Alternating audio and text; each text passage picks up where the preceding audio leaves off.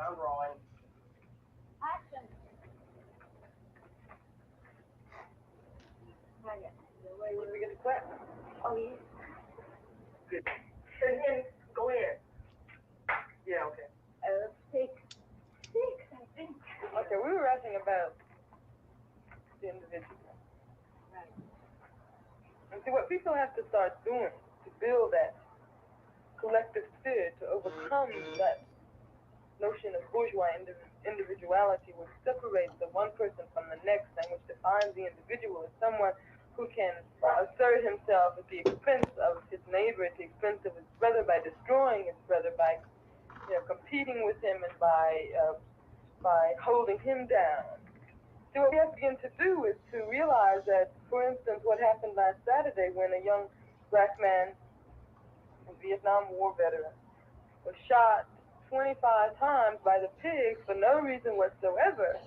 Everybody in the black community and all white people who consider themselves revolutionaries have to identify with him and to see their plight as being no different from his. And the fact that it could have been anybody who was shot down by those pigs that morning at 2 o'clock for no reason whatsoever. And we have to begin to react as if we were the ones who were struck down. We have to begin to react with that kind of a collective spirit, the way in which the Vietnamese see things. If one Vietnamese is attacked, that is an attack on the entire Vietnamese people. And they come back with their wrath, with their revolutionary spirit, in order to see that particular person is avenged, in order to see that their struggle is carried out. And that means that you have to really overcome this whole idea of individual fulfillment, individual satisfaction. You have to make a lot of sacrifices. You can't even pose before yourself the alternative of what am I going to do? Am I going to stay home and get high and have a good time tonight, or am I going out to try to rap with the people, to try to organize, to let them know what's going down? You don't have that alternative anymore. It has to be only one course, and that's the revolutionary course. What did you say that when in Russia, where the revolution had taken place, and now it seems as if a new bourgeoisie is coming in? There are a lot of problems in the Soviet Union. There are a lot of problems. So one of the things we have to realize that if we're serious in talking about communism, that has to be an international movement, an international phenomenon. We can never really have communism as long as there's one capitalist country left. We learn from the mistakes that have been made in the past. We learn from the problems that have been confronted in Cuba and China and the Soviet Union. But we don't talk about trying to exploit any revolution to this country, because our revolution has to be built on our experiences, our traditions, and has to be a part of our whole development. It has to be on the spectrum. If we would talk about just importing some revolution from the Soviet Union or China or Cuba, then we would be completely negating the whole notion that communism is the way to freedom. Talking about politics coming from a view of the streets, you know what I'm saying, dog? We're not coming from professional view. We're not lawyers, none of that shit that's on TV, you know what I'm saying? We come straight from the hood. We the hood view, you know?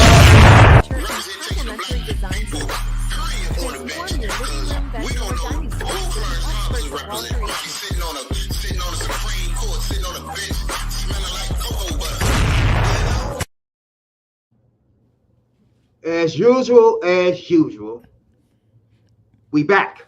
Yeah, if it's Tuesday, it must be. It's got to be Hood View Politics. For sure. Deep dive in details, for sure.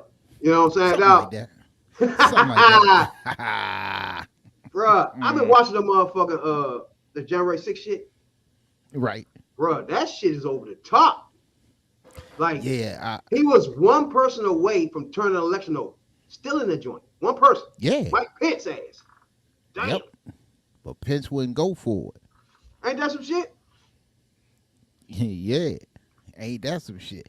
See, I be wanting to catch it live, but I don't be home in the day, so I gotta catch it on replay. I gotta go on YouTube and everything, and Bruh, get the bits and pieces. This but I want right to see here, the whole thing as it unfolds. it's literally history unfolding in our eyes. Like we literally had a president try to steal the election, bro. Oh yeah.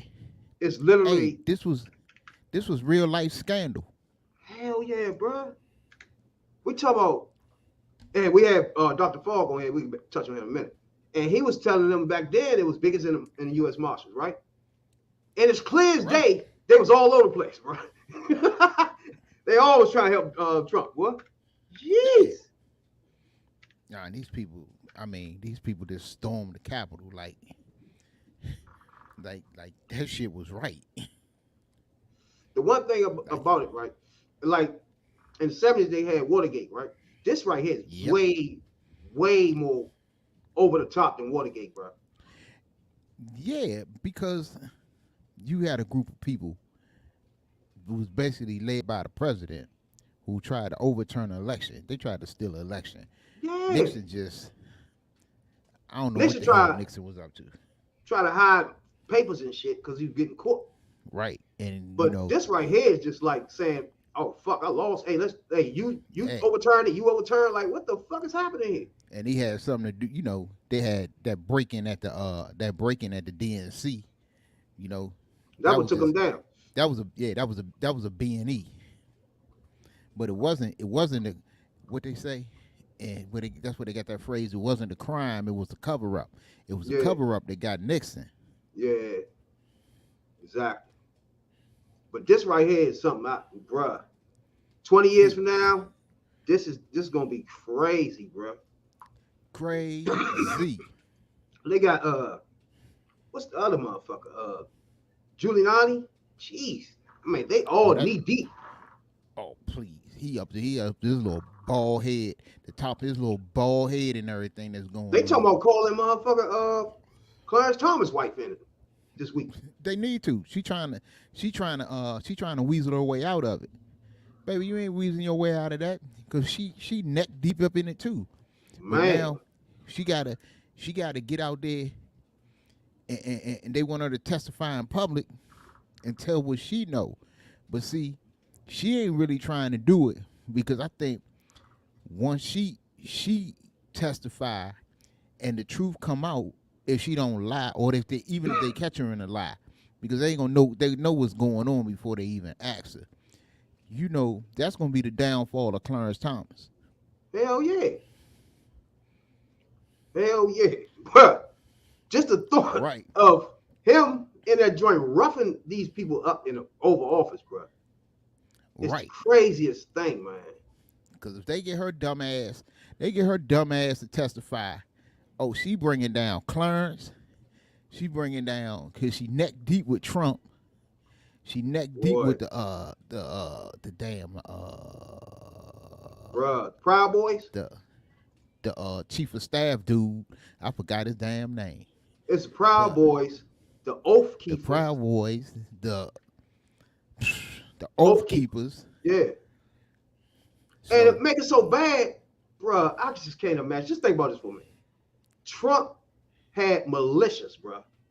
Oath Keepers, and what's the other Right. fools? What's the other fools again? Proud Boys, right? yeah. And he tried to enact the Resurrection Act, right? So they could be freely malicious. Like, what the fuck?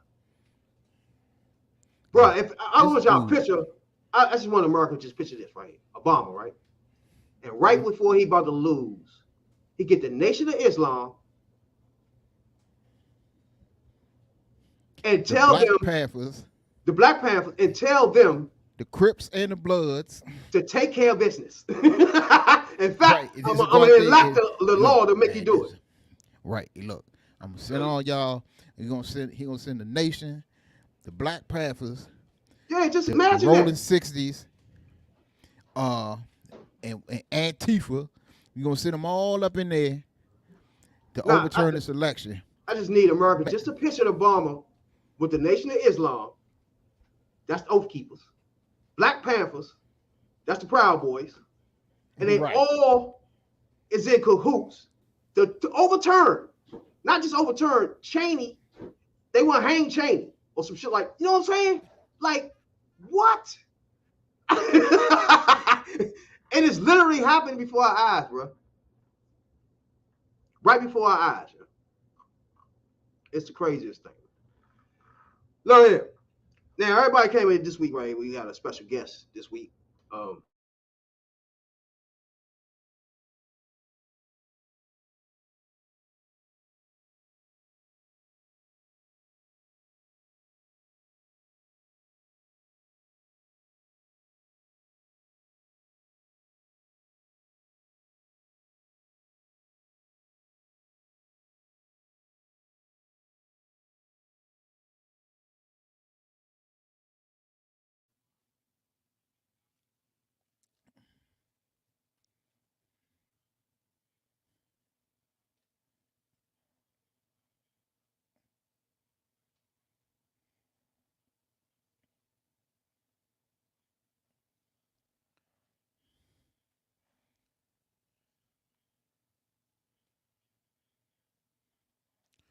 Booyah.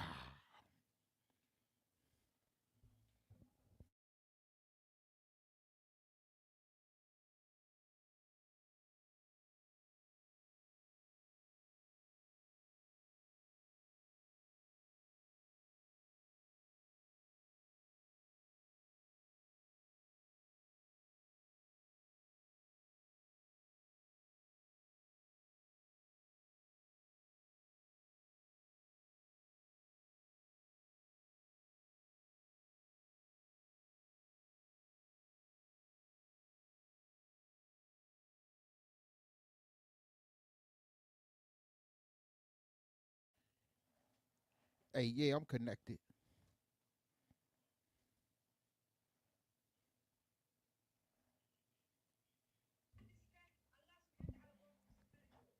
Yeah, I'm connected again. Fucking storming over here. Huh? Yours did too?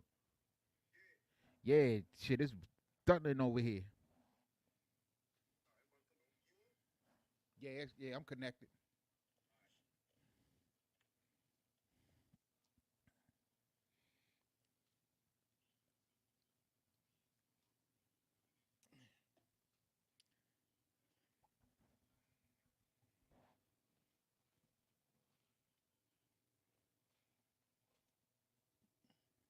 Cause when the power's gone, we gonna move it right along. Sooner or later, it's gonna come back on.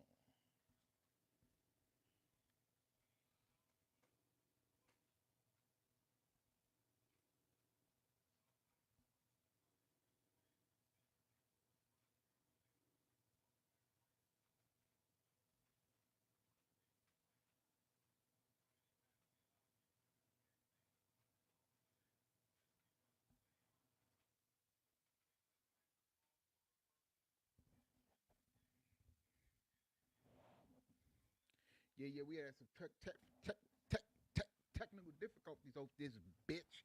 It's thunderstorming and shit, and power got knocked out on both ends. But we be back up in a minute. You know what I'm saying? Know what I'm saying?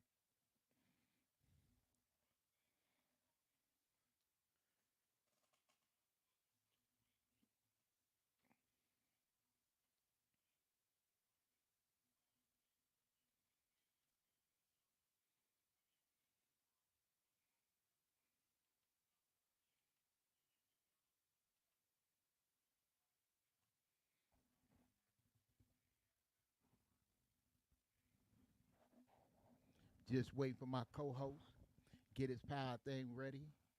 Then we got a special guest coming at y'all tonight. Retired police. He gonna go come on here and talk about a little police brutality, racial profiling. You know,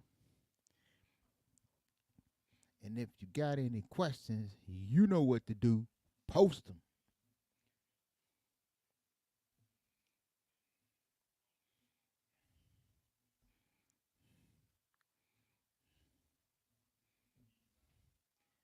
Oh, and while I'm on here, I want to wish a happy birthday to my baby sister Ruff. I want to wish a happy birthday to Tiffany and Tabitha, my other baby sisters, the twins, twin magic, if you will. Get well, LT. Gonna see you soon, boy.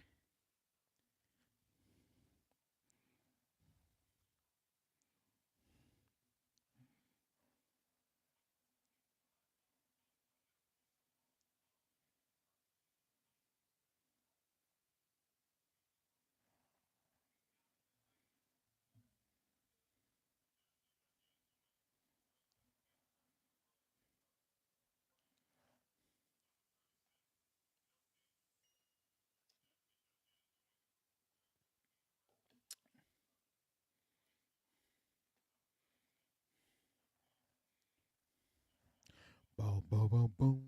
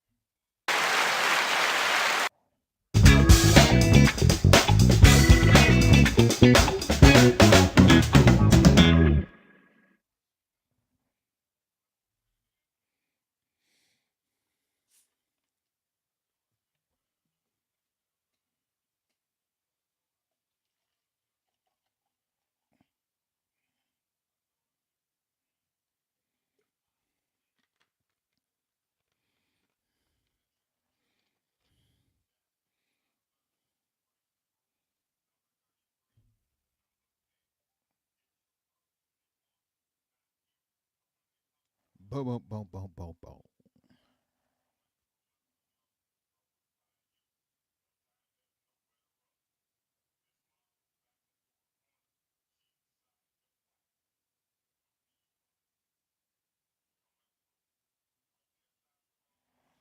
Oh shit. Don't tell me this motherfucker's live.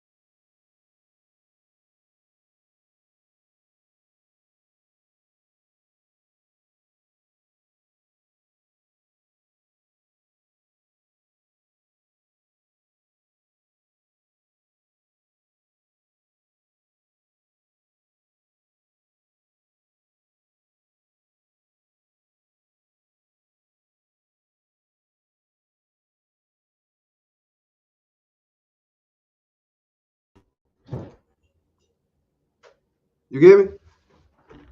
Yep. Yep.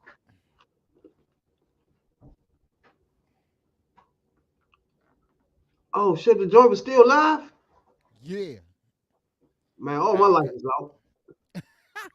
You got some editing to do. Damn. You got some editing to do to see that. Yeah, I don't know, yeah. All the bright power went out, yeah. Yeah. Damn. I don't know what the fuck happened because it knocked my motherfucking internet out for a second. That shit came right back on. Hey, hold on, man. You know? All right, let's get. Man, that just blew me, man. Dang. Talking about politics coming from a view of the streets, you know what I'm saying, dog? We're not coming from professional view. We're not lawyers, none of that shit that's on TV, you know what I'm saying? We come straight from the hood. We the hood view, you know? Representation of black people, period, on the bench, because we don't know who Clarence Thomas is representing. Probably sitting on a Supreme Court, sitting on a bench, smelling like cocoa butter. Now we back. Now we back. Damn. Damn, boy. That remind me. That remind me back in my younger days at the go-go when the power went out. You got to keep on partying. Like my Party man must Bug go on. say, when the power's gone, you got to move it right along. But Yeah, sooner now? or later, it's gonna come back on. Yeah, now. Oh man. Now, for a reason of being here, our special guest today. So we got to go straight to that now. You know what I'm saying? That Right. lights went out, you know? So we got a former captain, police officer, author. Now, we all want certain reforms, and you know what I'm saying? We all be asked for certain reforms, like police reform, justice reform. Me personally, I want school reform. That's me first. That's my personal thing. But everybody got their certain reforms. Now, we had certain flashpoint issues in our country, right? Mike Brown, certain issues that came up and showed that police was using more excessive force than was even needed or even called for, right? Well, in the eyes of everybody once they've seen it, you feel me? Now, maybe in the police officer's eyes, in the moments they felt like it was nothing wrong, but when somebody see it on tape and see it, it's like you're doing way too much. You know what I'm saying? So You know, because sometimes a 10-minute ass whooping is a little bit too much. yeah, no. I was just at 8-9 minutes on his neck. 8-9 minutes, Yeah, that type of stuff don't work. Sometimes you have to get off a brother's neck. You dig? ASAP. So we're gonna bring on our special guest this week, Lawrence Hunter, and he's gonna give us his insights on what a police reform looks like. You know what I'm saying? And you can check it out in his book too. He can tell you where you can catch that at too when I bring him up on here.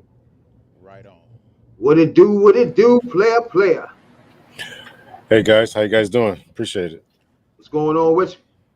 Nothing, man. Everything is good. I'm glad you guys' power came back on, man. I was a little worried there for a second. Yeah. Listen, last time I was on, you had the same technical difficulties. We couldn't get the microphone to work. Oh yeah. What make that so funny is I had just got all that equipment 2 days before, and we was hooking all that stuff up trying to talk to you. And listen, I never had any technical difficulties on my show, and after I came on your show, then I started having all kind of crazy stuff. So it was a wild time, man. Oh, man. I was like, oh my god, man, these guys are contagious, man. Hey, You done cast a spell on the brother. I want to introduce you to my man right here, Tony, #1 soul brother up top right here. All right. How you doing, sir? How you doing, Good. sir? It's a pleasure to meet you. And The pleasure is all mine. Thank you. Welcome to the show. Appreciate it. Glad to be here, man. Man, I'm glad you're here. You know what I'm saying? We get an insight from a police perspective. You know what I'm saying? First, I want everybody to know who you are. What made you become a police officer from the beginning? Okay, yeah. So I retired from the Waterbury Police Department in Waterbury, Connecticut. So I was there for 24 years. Retired at the rank of captain. In my time there, I spent the vast majority of my time in the patrol division, although I did do a stint in the internal affairs. I was actually commander of the internal affairs. We call it professional standards. I was over internal affairs, and I was over the training division for a little bit. So I taught a bunch of classes there, human behavior, which is essentially psychology. I taught defensive tactics, which is how to take people into custody. I taught handcuffing. I still teach, even in my retirement. I teach a class called civil rights, the history of policing up until the civil rights movement. And I teach another class called procedural justice. So these are the type of classes that I taught and continue to teach. Also, am an adjunct professor here at a college in Connecticut. What made me want to become a police officer? Man, listen, I just kind of was like 21 years old, man, and they read off the announcement in my church. I'm like, God, listen, I ain't doing nothing. I mean, I was going to school at the time. I'm like, I ain't doing nothing. So I took the test, passed it, and I got to tell you, it was the best thing that ever happened to me. You know, one of the best things, besides probably the birth of my kids, but definitely as far as set the trajectory of my life, it was definitely one of the best things that ever happened to me. So you went through, like you say you was 21, right? So that, say it again. I was about 20 or 21 when I took the test, and by the time I entered into the police academy, I was 22. So yeah. Now, right there, after you got the training, your first thought process was to what? As far as becoming a police officer, I mean, no. After you came through the academy, got your training. What was your first thing you wanted to do? What was the first thing you was gun ho to try to do? What was your first thought process? Oh, first thing I wanted to do. This is gonna sound corny, man, but I want to make a difference, man. I mean, I grew up in the city of Waterbury, and then I became a police officer in that same city. So I really just want to make a difference, man. I mean, I knew the perspective that African Americans had about police officers, you know, and I want to see, you know, what it was like, and really try to put a different type of spin on it, and things like that. So I really tried to go in there and try to do the job right, and that was my goal, my focus, man. I mean, other things would come, you know, chances to join the SWAT or become a detective and things like that, but that's what I wanted to do. Well, you know, I always put out a disclaimer. You know, I'd have had more than my share of trouble, and I recently just came home. You know, I'm a returning citizen, so you know, Welcome back. Yeah, thank you. I had my share of run-ins with, I'd say, good and bad officers, and you know, and you mentioned about your training, and I know that bad officers ain't trained to be bad. It's just, you know, somewhere you get lost along the line. But in your training, I mean, you're training to, you know, treat all people the same, and use the correct amount of force and so on. So I'm trying to think. Where does it come in at? Yeah, where does it come in at?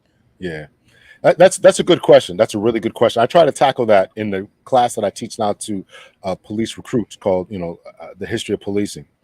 And so you're absolutely right that when police officers go through the police academy, now I'm going to generalize this, right? So I assume probably New York City has their own police academy, and I really don't know. But Connecticut has a number of academies, right? So they have one state academy, and then the larger cities, New Haven, Waterbury, Bridgeport, they all would have their own individual police academies. And so they're all teaching, you know, the right way to do things, right? Don't lean on people's necks, you know, don't use excessive force, you know, be polite, kind, call everyone sir, ma'am, and all that. But somehow that has been lost when it comes to treating people when you get to the street. And so so you get the formalized training, I'm going to call it formalized training, in the police academy that you go to. And then there's what we call FTO training, field training officers, right? So FTO program, field training program. And so I think that's where a lot of disconnect comes in at, right? So it's in this time that you get senior officers within a particular department they would work with the newer recruits and officers, right? So they're showing them the town, the city, where the good, positive places are, where the negative places are, where the crime is happening, where the prostitution happening, where the gambling houses are, wherever whatever vices are going on, they're going to show them those types of things. And it's an unfortunate truth that I think that they're going to show them the different types of people and how we interact with the negative types of people. And we know as African Americans that we were those people, right? We were on the wrong side of town, and this is how they trained. This is how they were trained, right? This is how you talk to these types of people, quote unquote, these types of people. And so that has been going on for far too long within police departments. And I think that there is a concerted effort. I really do think that there's a concerted effort going around the country to change that. As I mentioned, I'm teaching the two classes that I'm teaching at the police academy. These are brand new classes that came in that the state of Connecticut instituted after the killing of George Floyd, right? The history of policing, right? Why are the police acting this way? And what is the history between, and it goes up to the civil rights movement. So what is Yes, the it does. history? What has been the history of policing in the 1920s, the 1930s? And so I talk about all that, right? The law enforcement's involvement with lynching or refusing to do things that should have been done. And so I think that those types of things are necessary in order to bring out why we got to this place of a guy kneeling on someone's neck for 9-10 minutes, right? So I talk about all that. Yeah. So I think it's a multi-layered thing, but essentially I think that it comes from FTO programs who said this is how you treat those particular type of people, whether they were Latinos, whether they were criminals, whether they were drug addicts. This is how you treat those people. We're going to protect the good people, people who live, who work, but the bad people, and you can fill in the blanks on who the bad people are. Yeah. Because I lived in a neighborhood. Where the police station was. It had the police station and had the whole police complex. But also across the street, they had a satellite police station where they had officers that basically was assigned to that neighborhood, and they got to know the people in the neighborhood and know who they was and know who was doing what, and also knew who wasn't doing what, and knew who the good and the bad apples was. So tell me how you feel about community policing. So I think that community policing is actually very, very essential, and it gives the officers the chance, the opportunity to know who the players are, as you just mentioned, who the good people are, who the bad people are, who's up to no good and who's up to good. So I think that community policing, the officers getting out of their vehicles, walking around, introducing themselves, walking into stores, into bodegas, going into schools, standing by the bus stops while the kids are getting into schools, talking to the kids, playing basketball with the kids, playing chess with the kids. I think these are all types of things that are very, very essential and that many police departments are trying to bring back. It's a difficult task right now, but they're trying to bring that back. That also helps with de-escalation too, because if an officer is in the neighborhood already, they know that Ricky is slow, or Ricky, you know what I'm saying? He's not really trying to hurt nobody when you see him. You know what I'm saying? They know those type of players that's on the street that's not harmful to anybody. Reversing to somebody coming from outside the community and seeing that person, and they have authority. I couldn't express that any better than you did right there. And there was a time when I was working at our local mall. I was working an extra duty assignment. You know, you ever see cops working in the mall? I was actually doing that one day, and there was this kid there. And he wasn't able to communicate. And I'm telling this kid to leave or whatever I was telling him to do. I can't remember specifically. And I was trying to get mad at him because I thought this kid was being defiant to me and he wasn't communicating to me. So this other guy, this other little kid, probably 8th grade or so, 14, 15 or so, runs up to me and says, "Hey, listen, this guy's slow. This guy, he's slow. He don't really understand." And so that was actually a very good turning point in my own mind. It's like, man, I almost was getting mad at this kid and I was going to put hands on this kid. But if it wasn't for somebody else from the community saying, "Hey, listen, this kid, he just doesn't understand." Exactly. And I think that is something that officers need to do. So your point is so well taken with all that's going on with autism, with all those people going on with people who are deaf, who are slow, some type. That is so important that officers get to know who's in their neighborhoods. That's important, really important. Tom? Yeah. What about de-escalation? You said you teach classes on de-escalation? No, I taught classes on human behavior, which is kind of psychology. So I talked about what people are going through when they suffer a loss, what happens when people aren't listening to you. So I try to get the officers prepared for the traumatic experiences that they're going to go into, and also try to prepare them for when and if someone is going to attack them, essentially, or not listening to them, things along those lines. So I try to cover a range of different. I don't teach that anymore. It was one of the classes that I taught when I was actually on the department. So. One thing about de-escalation, it'd be real important to teach that to most of the people in law enforcement, because some things can be tampered down by the police officer mannerism and attitude itself. See what I'm saying? Yeah. Yeah, no, listen, I absolutely agree. I was actually, no, I didn't teach this class, but I was a member of our crisis intervention team. So this is going around the country where people who are going through some type of crisis, mental illness, homelessness, loss of a family friend, or loss of a parent, something like that, they're going through some type of crisis, and they're not able to deal, in the way that we are all dealing with because of whatever's going on, the traumatic incident.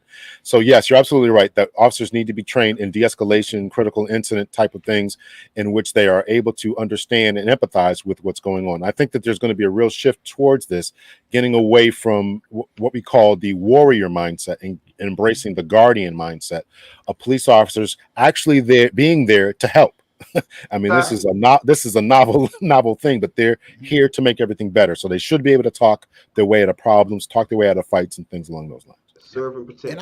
And I think that goes well too with community policing and having certain or a set of police assigned to a community, because they would be able to know or hear through the grapevine, or maybe through a relationship that they have with the people in the community, when a person is having issues or family issues, or and things such as that, or just going through some things, and maybe they acting out at the time, where that officer, can pull that person to the side and find out what's going on with them, and stop a situation before it gets out of hand, or stop a situation before it starts. Yeah, listen, you guys are right on. You guys are really, really spot on as far as what you're saying. I think that that's really, really essential to get to know the community, to engage in de-escalation, and to look at the job as more than just a paycheck or a means to build up your own financial portfolio, but it's really about serving, protecting, and guiding the community. And the community related officer who's really trying to make a difference is really, really essential. So listen, you guys are really saying it, and I'm glad that you guys are saying it, and I hope that officers and higher ups in organizations really understand what you guys are saying, and I'm backing you guys, is saying that this is essential. If they want relationships to increase, put officers in areas for extended periods of time to make sure they get out of the vehicle, get around, walk around, talk to the individuals, to the school-age kids, to the older kids, play ball with them, chess, checkers, hopscotch, whatever it is. Get out there and do that. Make time for it. And so you get to know the players, you get to know who's slow, you get to know who the criminals are, you get to know who the good people are. You develop what the street would call, well, I'm not going to say what the street would call them, but you develop relationships with the individuals who will give you information where things are going down at. And listen, the people they really do want that. They really do want that.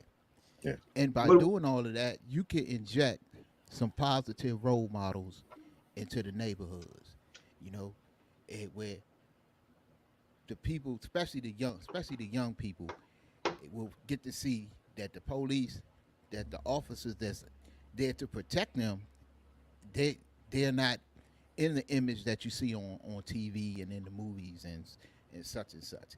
Because like I say, I had my share of run-ins with them, but I also know some good ones that really care, and they care about the youth. They care about the people in the community. They want to keep it safe for not only the youngest, but for the older ones and the elderly in the community, so they can enjoy life. Now we had Dr. Fogg on here. You heard of him before?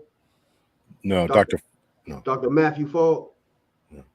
Yeah, when he was in a U.S. Marshal, the one that went on the Capitol and said it was the biggest in the Marshal. That was like in the 90s. Okay, yeah, I'm sorry. But you always can find police officers that are good.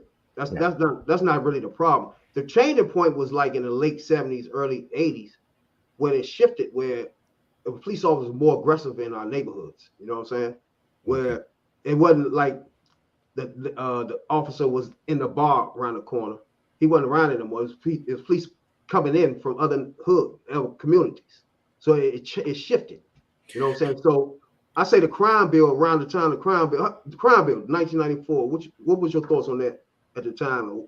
Was it needed or was it wrong or what you thought about it? So I got hired in the crime bill. The job was to put, I think, another 100,000 police officers, if I remember correctly, back on the streets. And so I was one of the ones who was hired. I was hired in 1995. So, the crime bill went through in 94. So I was part of part of that package. And also part of the crime bill was to make sure there were more minority and women officers. Right. So I was one of them. And I appreciate that. But I think that you're right. There was a general shift towards getting away from the community policing, where they took the officers who were on the beats, put them in cars to answer calls. And so there was a little bit of, people, we can look back on hindsight and say, listen, that was kind of a mistake, but they did what they thought was right at the time. So the crime bill the crime bill was pushed by many people in the African-American and minority communities. We've got to be honest about that, right? The crack laws that were passed, they were pushed and passed because people within the communities were saying, hey, listen, this stuff is ravaging our neighborhoods. We need to do something about it. Now we look back and say, listen, a great deal of African-Americans were criminalized and put into jail, which I think was terrible. I thought it then, I think it now, putting in people in life in jail for selling crack. That's just, I can't even believe that I can't even believe that. So I think that we should go back, revisit that, let some people out and things along those lines. I'm agreeing with what they're doing as far with the selling of marijuana. So I think that we need to continue to look at these things, look at the impact that we're having. I think there's a lot of things that we try to do the society, the lawmakers have tried to do, has always been with the right intentions, but the results have not always been right. And so we've got to be able to say, we've got to be able to say, listen, we made a mistake. Let's try to correct the mistakes, whether it's the crime bill, whether it's crack cocaine, whether it's weed, whatever it is. The three strikes. It's funny because go ahead. I was about to say you make an excellent point there about the drug laws and that came out of the crime bill, because at the time, the neighborhoods was ravaged, and a lot of people got incarcerated, but a lot of people that got incarcerated were addicts. And they didn't think at that time about treatment for the addiction over incarceration. And then when these people got into the system, they still didn't get no help. And then you locked them up for long periods of time, and these people wasn't getting help. And then when the people got out, it's just many drugs in the system as it is on the streets. So nobody had the foresight at the time, some of these people need help. Yeah, sure, you might have to lock the dealers up, but people was getting caught with small amounts of narcotic or whatever, and was getting a boatload of time and wasn't getting no help. And it's funny that he said he was part of the 94 and that was part of how he got in, because at the same time, on the flip side, I was selling dope on the streets. And I was part of the problem, part of the 94 bill too. So you were we were both part of the bill there, right? We were both part of the bill, you know what I'm saying? That's crazy. But still, I personally thought the bill was needed. Part of the reason he got hired. Thank you. Yeah. Thank you for your service. I appreciate it a whole lot. You know what I'm saying? Now, ain't that funny? Oh my goodness. But I personally still think it all works together. I still think it was needed at the time because I was actually there. I saw, like, it was crazy, bro. Like, personally, knowing the benefits at the time when I was doing it, if I step back and look at it now, that was too dangerous of streets to be living in. Like, those streets couldn't be existing today. You see what I'm saying? So, to me, the bill itself was important, but it was used. Like, if somebody gave you a knife to cut your steak, they're not telling you to go chase somebody around trying to stab them. So I don't never think it was a bad idea because everything in that bill was good. It was just used wrong as far as the prisons. Like that wasn't in the foresight for somebody to use it to add more prisons to make money like that. So Oh, listen, I give these people a lot of credit, man. Everything that they just sit around just thinking ways to monetize things. Okay, we need more beds for prisons. Okay, well, they're gonna want to make phone calls, so let's spike up that. Okay, let's get them. Okay, they're gonna need to work. Let's create laundry services. All this different. They're just constantly thinking of ways to monetize things. And you're right. We go back to the treatment. Nobody was thinking about treatment. And I don't know if the African American community at that time was pushing for treatment. No. But contrast that. And listen, we've always been the canary in the coal mine, right? We've always been the first ones that everything is going to be tested out on.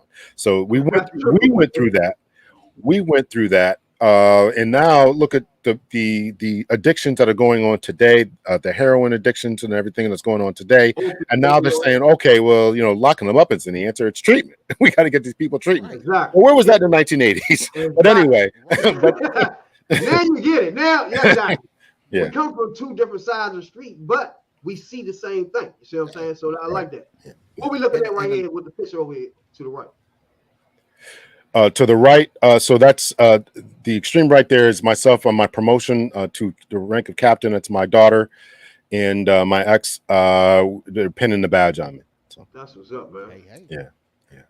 Now I know you had a little more weight on you back then. I did, man. Yeah, I did.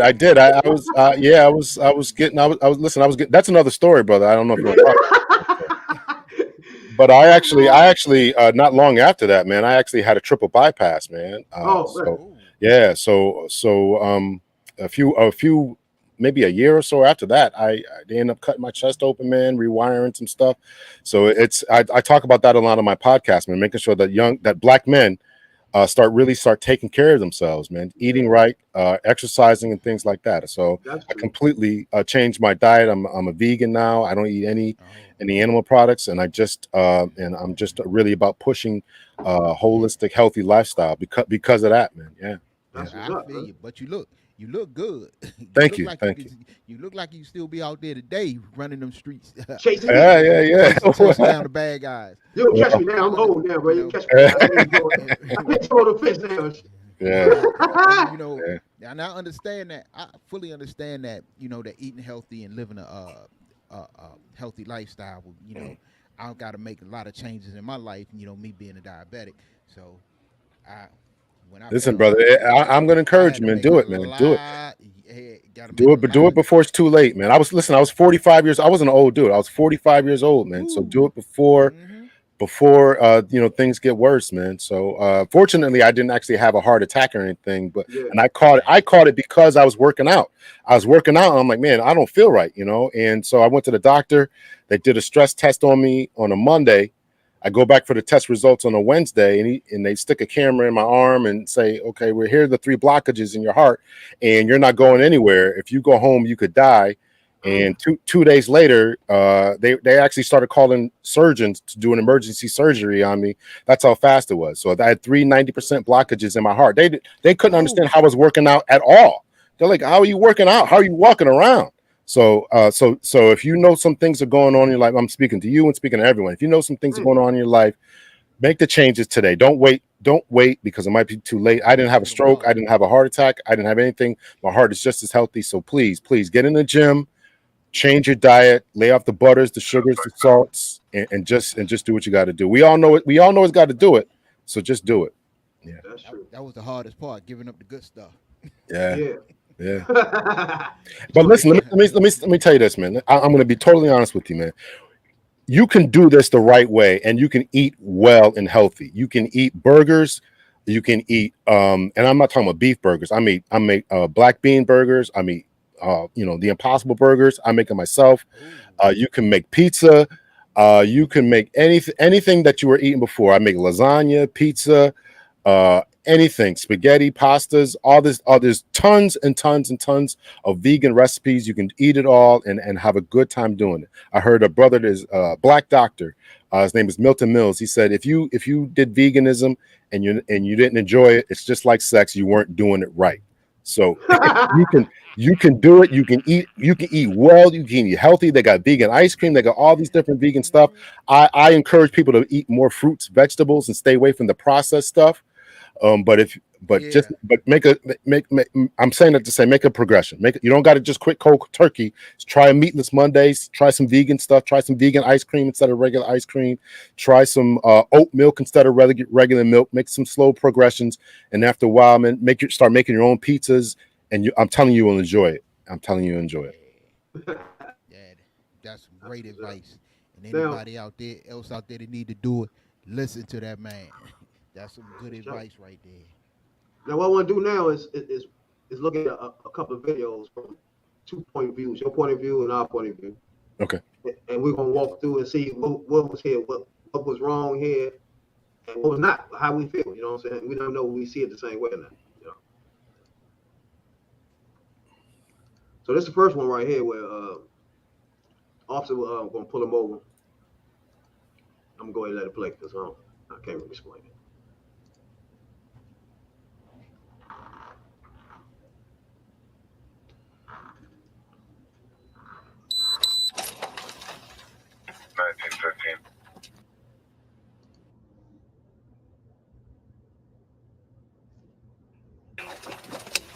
Hey, stay in the car! Stay in the car! Nelson and Griggs.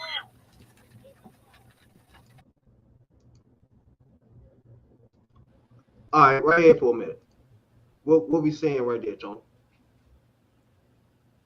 He was telling them to stay in the car. He got out the car. That's what I'm saying. He got out the car. He was telling the guy to stay in the car. So, if it was a guy to just feign. As a police officer, what are you saying now? As a police officer. Okay, so it was a little bit choppy on my end, but so yeah, I agree. He was telling him to stay at the car. So as a police officer, you want to control the scene. So when people try to get out of the car, you want them to stay in the car. And then if things are going wrong, then you want them to get out. So you want to control the scene. You don't want people getting out. And the reason generally is because you don't know what they're trying to do. They're going to try to run. They're trying to step away from the car because they got other items in the car, guns, drugs, whatever. That's what I'm saying. As a police officer, as you seeing a person just getting out, even though you're saying don't get out, how you feeling now? You thinking that you might? Oh, I'm tensing up. I'm tensing up. My antenna is going up. Why is he getting out the car? Why is he not following the directions and all that? Yeah. That's what I wanted to get right. Dude, I'm stopping you. You have a license? Do you have a license? For what? I'm stopping you. Do you have a license? What that? Do you have a driver's license? Do you speak English? Yes. Can I see your license? What do you want? The plate doesn't belong on this car. Do you have a license or no? Do you have a driver's license? Yeah. Where is it at? It's in the car. Get it for me. What do you want? The plate does not belong on this car. Let me know. Drop me my right there.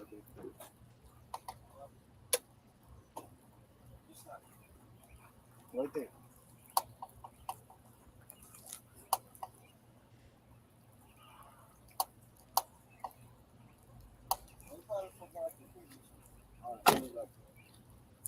No.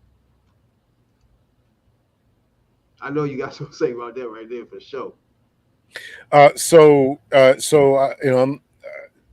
Generally the training is if someone's not compliant or not listening, there's a reason for it, right? So either the person is slow or they are thinking about other things, right? They're thinking about their escape route, right? They're pretending to dig in your pockets. You know if you have a license or not. You know if the car's registered to you or not. Exactly. People know all these things, and so it's a game that people play.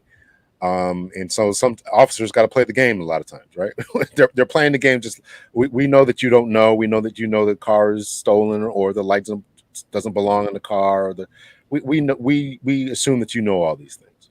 That something is up. Yeah, something's up. Yeah, exactly. Tony, if you was main man, would you just stay in the car or what? Unless you was dirty, right? Oh yeah, unless I was. You've been doing what he was doing, right? Unless I was doing something wrong, you know what I'm saying? Hey, I'm going I'm gonna stay in that car. Cause I mean, I know from experience, and I know for things I've witnessed and experienced that, nothing good gonna come out of it. You know, you don't stand there with your hands in your pocket when the officer's there. If you're all jittery or you look suspect or look like you hide something, nothing good gonna come out of that. At all. So All right, so I'm gonna play the rest of this right here all the way through. Let y'all see what happened there. Put your hands right. Stop. 1915. You got one running. North south. Stop. Stop. Okay. Dang. Stop. Stop. Okay. Get your hands behind your back. Okay. Hands behind your back. Yeah, thank you, we good, right? Get your hands behind your back.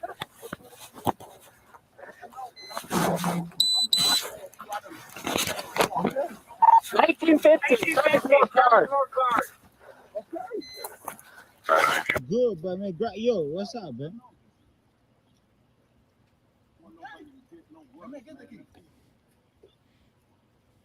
Stop. Okay. Stop resisting. No, he's good, not resisting nothing, bro.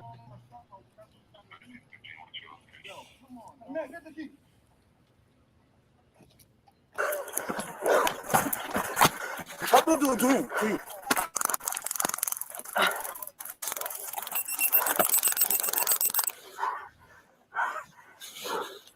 Let go of the taser.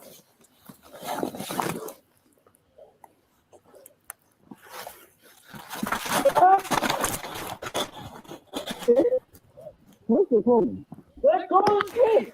No, like he good, like you can talk to him, bro. What? What? You can talk to him. You can talk to him. I don't agree with that. The problem I got with Main Man is he got stopped because the cash didn't go to the car. Mm-hmm. Dude, you could have ate that ticket. You'd have took that ticket, and if you had to pay it. You go to court. But you made the matters worse because you're running. You're resisting arrest. You didn't got you three, 4 more charges. Look at him though.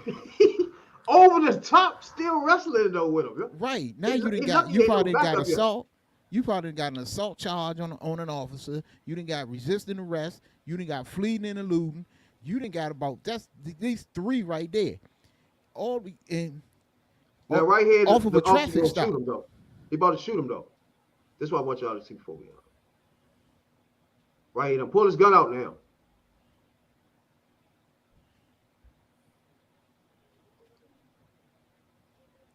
Now that wasn't necessary. Now, Officer Hunter, I'm gonna let you talk from there. Yeah, so this is obviously very controversial. So let me explain probably what was going on in the officer's mind. So remember, the officer said, "Let go of my taser," and we can see, it was kind of choppy on my end, but you can see his hand is clearly on the man's taser. Now, officers are taught that if the taser or any other part of your equipment, your OC spray, your baton, or your firearm, even your handcuffs and your firearm, if any of those things are taken from you, they can be used against you, incapacitate you, and then ultimately take your life. Officers do not have to take that chance. So if as Tony was saying, you start fighting with an officer, listen, it becomes game on, especially if you start touching his or her equipment, and that becomes a problem. So it's one thing to try to flee and get away. It's another thing when you start actively, throwing hands on and trying to take officers' equipment and start putting your hands on stuff. So that's why he went to the gun. Now, could he have just laid on him? And so therefore it would have been kind of hard to go around his head and, with the taser, and just waited for backup because he had called for backup. So we know it's coming. that is certainly something that he probably could have done. But that's in the officer's mind, and I it's going to be up to a jury what's going on as far as around the country to decide whether he's going to go to jail or not. But I would not be surprised if he gets off from this because of exactly what I just told you. That if he's touching the officer's equipment, trying to take it, and we can see his hand on it, that's a problem. That's a problem. It's a problem. So you said it was too much. So what you think? You said it was too much? I mean, what I was looking at, he was, like Officer Hunter was saying, he was on top of him, and his face was to the ground. So, from my point of view, I would think, that the officer had, more control over the suspect, where, he could have laid on him, or he could have, grabbed his arm, or because I know that it trained how to. I don't know. Me personally, break you down. I think after wrestling for 5 minutes and backup ain't come yet, I don't know. I don't know if I'm gonna shoot him, but he gonna know I got this gun now. I mean, at some point, you got. But that kneeing him and kicking him, and when he was kneeing him and stuff, he wasn't supposed to be doing all that. When it first started, when he pat him down, kneed him about 3 times. I don't know if that was excessive. Well, we can need people. Yeah, I mean, if he's, it's been a while since I've seen the video and it's kind of choppy, so I couldn't watch it full on as you guys did. But I mean, depending on the officer's perceptions, what was going on, is he trying to grab his equipment? Generally, I would agree with you that if he's just trying to get away, I mean, you can't be beating people down when they're trying to get away. I mean, there's a difference between trying to get away and actively fighting against you. There's a big difference between that. So officers' skills, abilities, and other things, and that's why you go to other things, right? That's why you go to the taser, which I think was the right move. He could have gone to the OC spray. I think OC spray is probably a little bit better in those situations because I mean, you end up getting in their eyes and end up temporarily blinding them. So I've always liked OC a little bit better than the taser in those situations. Yeah. So I got one more, right? Okay.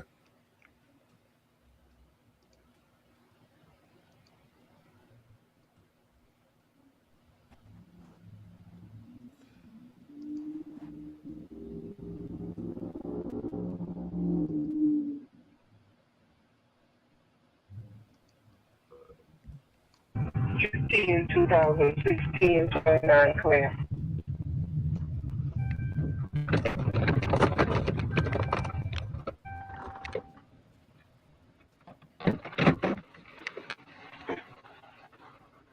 Dispatch 71023.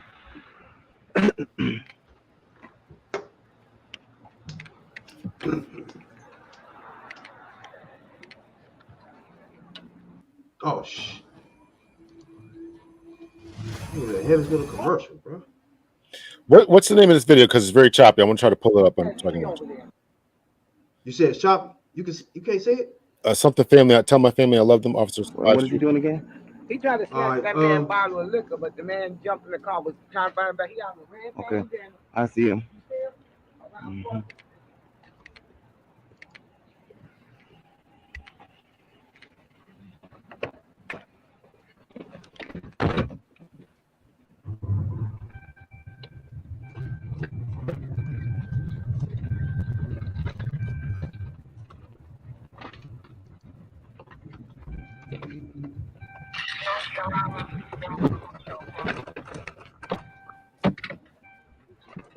Dispatch Echo 7. Hi, y'all. That's subject.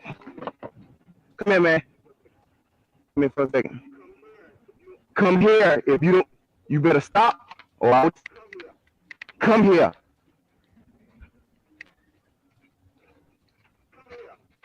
Come here. Stop. I'm not. Stop. Stop. Take your hands out your pocket. Take your hands out your pocket. If you don't stop, so I'm gonna tase you. I'm not playing with you. Take your hands out your pocket. Take your hands out your pocket. Take your hands out your pocket. Shots fired! I ain't gonna show the rest of it. All right. Right there, hold up. I don't know if you see it. Did you get to see it? Officer, Captain? Yeah, just give me, I'm like 20 seconds behind you guys. He's yelling at the guys. I'm sorry. I never All right, go ahead. Now, Tony, what you see? What you thinking about that? Like I said, man, you can't. Police roll up on you. You can't have your hands in your pockets. You know, that's the first thing they're gonna tell you. Take your hands out your pockets because they don't know what you got in your pockets. They don't know if you got a gun. They don't know if you got a knife. They don't know what you got. You might have nothing, but look, nothing at all. But it's just you take your hand. You can't. You just can't do it. Again, I just want to show instances where, with some of these instances where somebody's just doing way too much, bro. You know what I'm saying? Like, I wouldn't do this. Like, I wouldn't keep walking like that. I wouldn't do that. You know he's gonna shoot you. He gonna hit you with his taser or something. You know what I'm saying? And then as the police officer, if I'm him, that shows you how it puts you in the mind frame of a cop. Matter of fact, we got one here, matter of fact. But it puts you in the mind frame of, see, that's why I'm quick to, you know what I'm saying? But I don't know. Let me hear how you feel about that. Yeah, listen, I mean, this is exactly the chances that officers take and they don't want to take when, yes, you're right, when people have their hands in their pockets, when people take your tasers or try to take your tasers, your baton, your OC spray or your handcuffs or your radio or anything like that. These are the chances that this is exactly what it is. So all these different viral videos of people saying all these guys, police are overreacting and why they do this, why they do that, because you could see in a split second when somebody's not following commands, right? The first video we watched where someone was jumping out the car in defiance of the officer. This is why officers want to get control. This second video that you showed, I had actually never seen this. This video shows why officers are sometimes gruff in their approach to people. Take your hands out. It's why they do all the things that they do. It's why they're trained to do these things, to take control, be assertive, at times aggressive. And so this exemplifies exactly what the problem is and what can happen within a split second. So, and there's no reset button like the video games, right? It is what it is. So that's what I say. Sometimes, go ahead. Sometimes you got to think, just like the officer think, officer want to go home at night too, and you want to go home at night, and sometimes it don't. You just gotta listen. Sometimes look, if you say take your hands out your pockets, take your hands out your pockets. Come on, because if you don't, he's gonna feel, the officer's gonna feel this. Look, I don't know what this man got in his pockets or what he might pull out. So and me personally, that trigger is shorter when you have somebody outside the community. So, like the black man there was kept on, man, seriously, dog, if you don't put it down, you know what I'm saying, I'm gonna tase you. Now, a white man out in our community just come in, the police officer had told him one time or two, and probably shot him first. You see what I'm saying? He wouldn't probably went that long. He probably used that scare part to elevate it himself. You feel me? Yeah, so yeah, no, I definitely think that there's something to be said for a community-related officer in this situation where if the officer knew this particular individual, maybe I don't know the full background of the story, whether he's suffering from mental health or if he was whatever, or if he was just a wanted criminal, but certainly getting to know the neighborhood is going to be better. But regardless, whether you knew the neighborhood or not, I mean, this was a black dude who pulled his weapon on a black cop. So what I'm saying is the black cop himself approached it different from a person without come outside the community. He kept on giving them chances. He kept on saying, "Man, I'm telling you, I'm gonna tase you if you don't like that far." A white person or somebody outside our community wouldn't have went that far. He would have made it escalate. I think. I don't think he would have took that long to get to the point where he pulled his gun out. I think I don't know. Listen, I don't know. I listen. I haven't worked all over the country, obviously, but I've seen many patient white police officers, and we've done. And matter of fact, I've yelled when I was a supervisor. I was a sergeant, and then the first line supervisor. The next line is a lieutenant. Then next, I've yelled at my guys like, "Listen, you're taking too long, man. You're taking too long because you have to be able to recognize when to escalate and when to de-escalate." And so this man is clearly not following directions. He's clearly looking at you. Either he's on his phone, I assume. He's clearly looking at you, and he's not following directions. You have to ask yourself, why is he not following my directions? You've got the taser pointed at him, and he sees it. He sees it, and he doesn't care. So that's got to be a red flag and a trigger to any police officer out there to understand that this is going downhill very, very quickly, and me continuing to go the course that I am is not going to work. So as officers, we've got to come to that because this is what happens. So yeah, we got some situations like Rashard Brooks where that was just excessive as a police. I don't know how you felt about Rashard Brooks. Rashard Brooks was a drunk driver. Atlanta, and he ran. They chased Wendy's. behind him. Yeah. Wendy's. No, I actually don't think that the officer in that one did anything wrong. Actually, I think he just get acquitted. And he's going to sue Atlanta now or something like that. Yeah, I think. When y'all see the video, they chased him first, and then they start shooting. Well, they chased him because they chased him. Now, exactly what I told you before about the first video that we watched. In the Rashard Brooks case, he actually took the taser out to one of the cops' hand. Two cops were fighting with him. He actually took the taser. So now he turns around as he's chasing him, and he turns around and he I think he sparks it up. Now the way the taser works is it's two prongs will shoot out. Yeah. Right. Two prongs will shoot out, and they're designed to embed within you. They're designed to do that. So now again, an officer doesn't have to lose an eye. Right, we talked about going home. He doesn't have to lose an eye. So this guy turns around and shoots these two prongs at you that can, if they hit, they can incapacitate you. Remember, I said that if you get incapacitated, now your weapon can be taken. If you turn around and something hits you in the eye, you can lose an eye. Officers don't have to go home without an eye. You don't have to do that. Right? It's called serious physical injury. You don't have to lose an eye. So that's why they were justified in using deadly physical force. If an officer or anyone is in a situation where you're being attacked, let's say you, Rabbit, are being attacked and somebody's attacking you with a hammer, you don't have to, go unconscious. You have every right to pick up a knife or a screwdriver, stab them to stop this assault from happening to you, because it may not be death, but it's serious physical injury. You don't have to lose an eye. You don't have to lose your hearing. You don't have to lose lose consciousness. Anybody doesn't have to do that, and police officers don't have to do that either. So therefore, that's why he was justified in doing what he did in the Rashard Brooks case. I know it's controversial, but that's the way to do this. Think about your own self. You don't want to lose consciousness. You don't want to lose your life. You don't want to lose an eye. You don't want to lose your hearing. You don't want to lose a finger. You went out with 10 fingers and 10 toes. You ought to be able to go home with 10 fingers and 10 toes. That's true. Yeah. So when you wrote what was your thought process when you was writing the book, right? So I was actually in the book. I'm sorry. What was the last part? Some of these classes and things that you draw from those to write this book right here. Or yes. So I had already thought to write the book, just talking about police reform, and then I think George Floyd had kicked off. So I started writing. So I had a couple chapters written.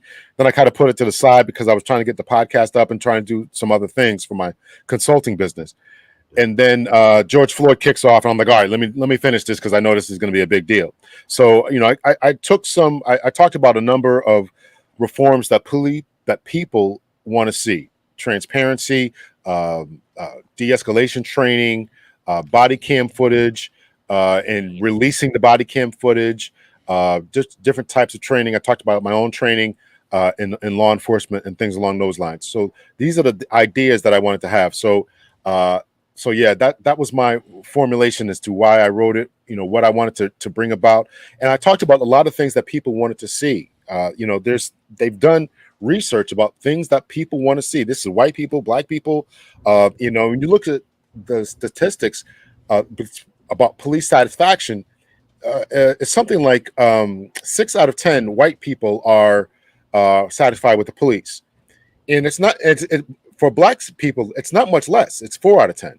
So 6 out of 10 between 4 out of 10 is not a lot of people. I think actually Hispanic people is like 5 out of 10. So we're all, within a good range of average range about we're all satisfied with the police. But when you look at the things that people want to see, the changes within police departments, again, the transparency, talking nice, de-escalation training, chokeholds, bean bags, other, all these different types of things that I mentioned in the book. This is the types of things that people want. And these shootings and controversial cases, they tend to make headlines. But I think that overall, people want the police. They just want them to do their job professionally, be treated like decent human beings. As you two young men have testified to, you did what you did, but you don't have any animosity toward the police because it's for lack of a better term, it's a game, right? And it's when people don't play the game right. So I've talked to other young people, when I was making arrests and everything, and I've actually been thanked by drug dealers and other people. And they were like, "Listen, man, thanks for just doing your job," right? In other words, you're not beating us or planting drugs or anything else. Just thanks for doing your job. Listen, it is what it is, and I'm caught. It is what it is. So I can respect that, and I think people respect that, and I think a lot more people would respect when officers just do the job professionally. And all that, and I think that we're seeing a return to professionalism. I really do think. And for me, especially in the hood, that's all we want. Do the job, do your job professionally. You know what I'm saying? Respect us, we'll respect you back, and respect is a two-way street. You know what I'm saying? And things will be cool, get to know some of the people, get to know some of the people in the hood, because there's some good people. It's good people on both sides. Oh, don't do that, Trump. In the community, I just thought. I swear, I just thought about that. But I'm saying it's good. It's good officers out there, and it's good people in the community. And if we all work together, we can get this thing straight. I really appreciate you, Captain, for coming on here, man, and expressing his thoughts and talking to us on this podcast and shit. But before you get out of here, I do want to get your thoughts on January 6th joint, since we just talked about Trump. What are your overall thoughts of that? I thought it was a terrible event. I thought it was despicable, disgusting. I have been watching the trial that's been going on. I didn't watch it today. I actually try to watch it at night when I'm trying to drift off. But listen, they have been giving some damning testimony. I didn't listen to it today, but that last lady who was one of the secretaries or whatever she was, whatever her title was, I'm like, oh my God. So it's, and listen, and it's, I try not to be political, but how can you not be? But these Republicans, man, who were calling this dude, tweeting, and not tweeting, but texting him saying you got to do something on the time, and now they're backtracking. It's disgusting, man. Yeah. So and then you also got what's the Supreme Court? His wife was involved in it. Yeah, Clarence Thomas. Wow. Yeah. Listen, man, there's something really beneath the surface that I don't think that we're really understanding that's going on. There is a radicalization that we haven't seen, and we need to really get on that. I've done a couple of shows about that, and I appreciate you guys talking about it because we got to pay attention to what's going on. I actually appreciate the name of this podcast here, Hood View Politics, because we got to figure out what's going on, because they're plotting, they're planning, they're organizing. And if you remember, okay, we talked about January 6th. Don't forget about Michigan when they tried to take over the state capitol. That was the dry run. They were going to kidnap the governor. Went in to get the governor. Listen, and this is something we've really got to pay attention to and not laugh off. I really don't think people understand what happened here. You had the vice president on the run. They had to hide the vice president, bro. Look. This is crazy beyond anything. He himself had to call for the National Guard. The president didn't do it. Who not do it? Oh my God. What they want more than ever is for more than anything else is for people to stay ignorant to the fact and not pay attention to what they're doing. Because what they're doing in plain sight. But people just not paying attention or choose not to pay attention to it. Boy, and, it's terrible. we got to pay attention. It's great. They ain't gonna stop there. No. Listen, they're not going to stop. They didn't stop with Charlottesville. Listen, it's there's something really boiling beneath the surface, and we've got to pay attention. The politicians have to pay attention. The people in the middle have to pay attention.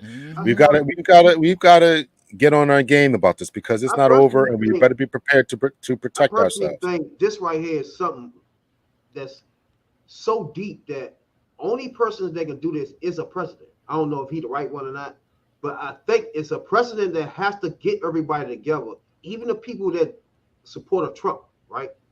You got to get those people, everybody on the same page of just America. You can't wait for a 911 type shit for that to happen. You know what I'm saying? Well, that was it. I mean, if that wasn't it, what is it? What? I mean, Right. You just If need that wasn't a leader. You need somebody to don't radicalize them. Let them understand their problem and bring them in. Like, I don't know if people like Clinton or not, but he did something unique where he had those people and us agreeing with a lot of stuff he was doing. You know what I'm saying? So it was different than where they wasn't as malicious as they are now, because they got people in there that agree with them when they got Trump. They got don't forget about Bush. You know what I'm saying? So they had their certain levels of people. You know what I'm saying? And then I think it's a backlash off Obama too. Yeah. We can never forget the what happened right there with Obama. That kicked off. I mean, within hours of Obama being elected, the Google searches and inquiries about joining the KKK and other white supremacist groups shot through the roof. Shut up. Gun sales went through the roof. So we've got to pay attention to that type of thing and understand that they're scared for whatever reason. They're plotting, planning to do a lot of things, and you cannot be ignorant. We cannot be in our silos. We've got to be organized, and we've got to get it together, man. We've got to get it together. Because they damn sure are organized for sure. Yeah, listen, I talk to people all the time and about this, and I, they ask me, are you preparing? I'm like, yeah. Are you? I mean, listen, man, it's a sad thing. We don't want that, man. We've got enough foreign forces, trying to get us with Russia or North Korea, but it's the people in our backyard, man. It's the people in our backyard, and the crazy thing, we don't know who they are, right? We don't know who they are, and so they're also shooting up stores. Remember Buffalo? They went after Buffalo. In Texas, they went after Hispanic people. They've shot up the clubs in Orlando for gay people. Exactly. They have in the Jewish synagogue in Pennsylvania. So listen, they're going after a number of different people. And if you're on the outs, if you whatever you're Jewish, you're Hispanic, you're gay, you're black, you better be prepared for whatever it is, and hopefully it won't ever come. But we got to act like it's going to come. We got to be another backlash for the white about to be the minority too. That's another problem too. They have. It's all intertwined. It's all intertwined. They know what the numbers are. They know what the projections are. They saw a black president. Now they got a black vice president. They see all these different newly elected senators, speakers. There was something that happened. I can't remember what it was. A crazy major event, and I swear that CNN found every single black mayor in the country. I'm like, I've never seen so many. So they're seeing that, right? Black sheriffs, black mayors, black. You can't look at a commercial without seeing interracial couples. I see what you're saying. Yeah, and so they're scared about that. It's a backlash. Yeah, they're scared about that. So we gotta keep control of it. You're right. I mean, I appreciate you a whole lot, man. Yeah. Tony, you got something before you go? Yeah, before you go, let everybody know where they can get the book. Yeah, thank you. So you can go to lulu.com, lulu.com. I also believe it's on Amazon, so you can look for Police Reform. Just put that name in, and Lawrence Hunter book should pop up. Or you can go to my website, hunterpolicetraining.com, hunterpolicetraining.com. You can order from there. I also have a couple of different classes. I'm actually putting together a class. I'm hoping to have it together for the fall. I'm making some drastic changes to my podcast. Where I'm going to start talking about men's issues, about leadership, being assertive, being on your game, on your purpose, on your grind, things like that. I've talked to police and all that far enough, but as we talked about and discussed, people, when we do silly things, we've got to stop doing silly things. We can't get out of the car. We can't have our hands in our pockets. So I want to talk about all that kind of stuff, but I also want to talk about, listen, get on your game, open up a business, stay in school, stop dropping out, stop impregnating ladies, all this type of stuff that we have to do in order to become the best versions of ourselves. So that's the first thing. It's a quote that I heard from the Honorable Elijah Muhammad. I can't find a quote anywhere written, but he was supposed to have said, before we look at other people, we've got to take a look at ourselves. So we want to look at the police, we want to look at white supremacy, we want to look at all these other people, but what are we doing? How are we interacting? What are we doing? So let's get that straight. Let's figure out ourselves, our communities. We're the ones shooting each other, right? I know we want to be treated right when we're being taken into custody, but who's the greatest threat to another black man? Unfortunately, it's another black man. So let's solve our problems. Let's work with our sisters and stop fighting with our own black sisters. Let's black ladies. Don't do it. let's working on it. Black ladies. I'm working on all those classes. You can get the books there. Go to my website, listen to my podcast and all that kind of stuff. I'm on IG, CPTL Hunter, Twitter, CPTL Hunter. And I thank you guys for having me on any other time, man. You guys, I'll be glad to come on. Appreciate it a whole lot, man. A whole lot. Absolutely. Yes, sir. It's been a pleasure. Absolutely. It's been an absolute pleasure. Bruh. Right on. Like we were thinking from the beginning, you have a conversation with a police officer, it's like a dynamic of two different sides of the same issue. You know what I'm saying? Like he said, he was brought into it off the crime bill. You know what I'm saying? You know how many times they got locked up in 94? After that crime bill, what's the name? About as many times as I got locked up in 94. You know what I'm saying? No. I was already locked up in 94. God damn. So the crime bill didn't even start your thing. Nah, I got locked up. My first bit was in 90. I went in and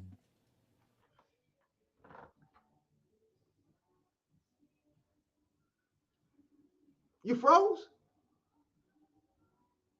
Oh yeah, he froze. I'm like, what the fuck? You can't be still trying to think and shit. Hey, we appreciate everybody. We appreciate Captain Lawrence Hunter coming in this thing, man. We appreciate you a whole lot. You know what I'm saying, dog? From sliding in this joint, holler at your boys on Hood View Politics. Now, we'll be here every Tuesday, live for you boys. Anybody who love the politics in the hood, we're not coming from the professional standpoint of anything. We're not no lawyers or none of that bullshit. You know what I'm saying? We literally out of the fucking streets and come on. Now, don't get us fucked up. We gonna come in. We know what the hell we talking about when you come in here, though. You know what I'm saying? Hood View Politics.